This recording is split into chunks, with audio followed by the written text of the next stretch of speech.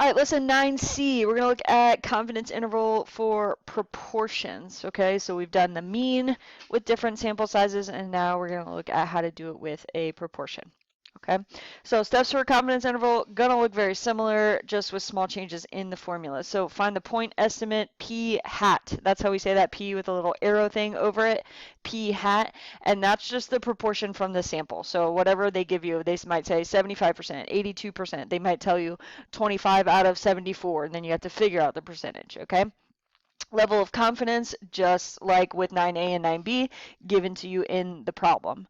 All right, then the margin of error, there's your formula, Z sub C. So that's going to be the Z-score associated with the confidence interval. It's the same numbers from 9A. So if you have those already screenshotted or written down or taken a picture of, then it's the same numbers. All right, Z sub C times the square root of P hat times Q hat. And just like we did with our hypothesis testing, Q hat is going to be 1 minus P hat, all right, over the sample size, N. All right, and then we do our confidence interval by doing P hat, the proportion from the sample, plus or minus our margin of error. All right, so for an example, we have a survey of 1,000 adults. 662 said that it is acceptable to check personal email at work. All right, construct a 95% confidence interval for the population proportion. So the percent of people that think it's okay to check personal email at work.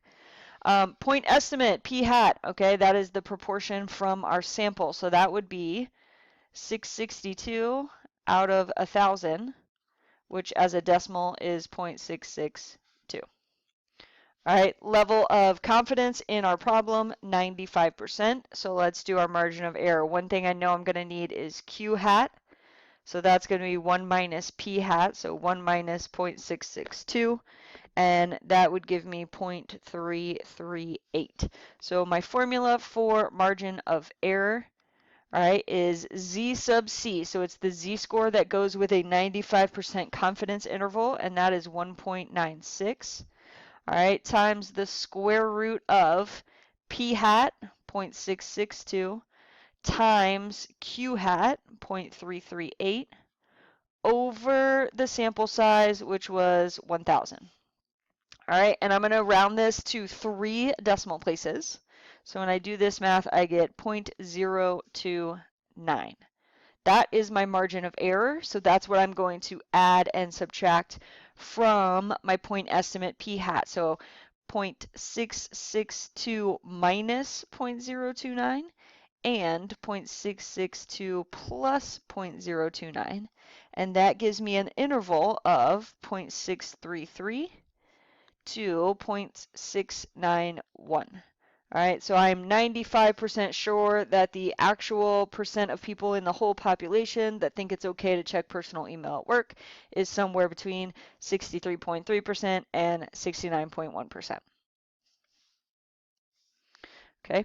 One other thing that we're going to look at is how to find a minimum sample size. So, sometimes we know how close we want our range, our estimate to be, and we need to see, all right, what's the minimum sample size that I need to do to get some accurate results. So this is the formula, all right, P hat times Q hat times Z sub C, and again, that's the Z-score that goes with your confidence level, over the margin of error.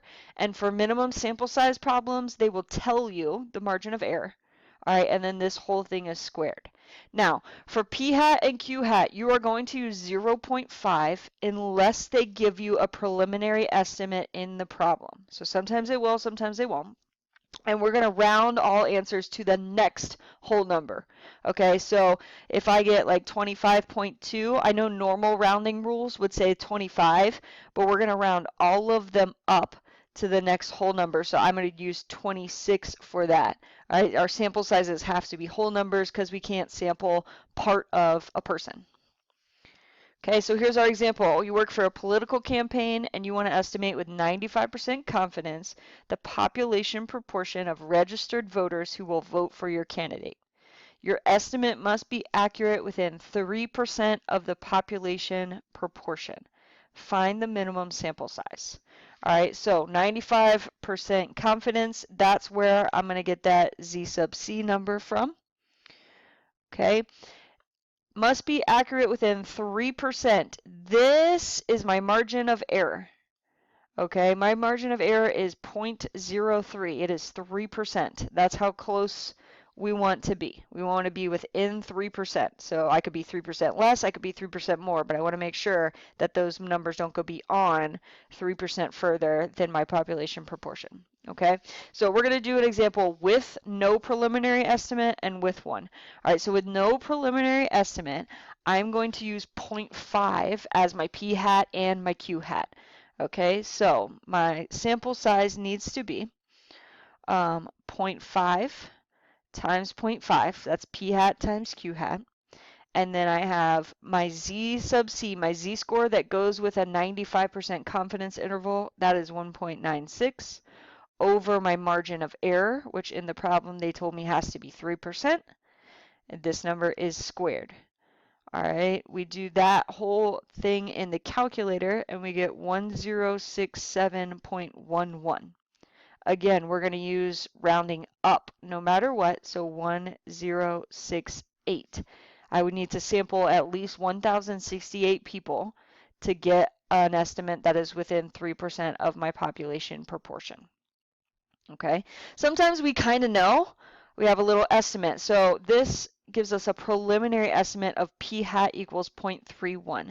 So if p hat is 0.31, then q hat is going to be 1 minus 0.31, which is 0.69.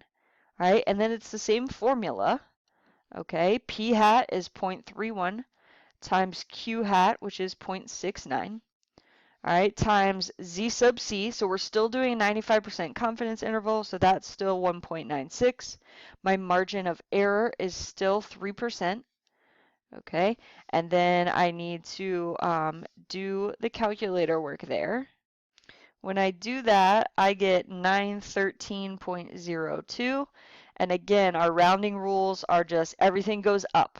Okay, so 914. So since I have a little bit of an estimate, that lets me shrink my sample size a little bit because I kind of already know some things. So I would need at least 914 people in my sample to be able to get an estimate of that proportion within 3%. Okay, that's it for 9C, guys.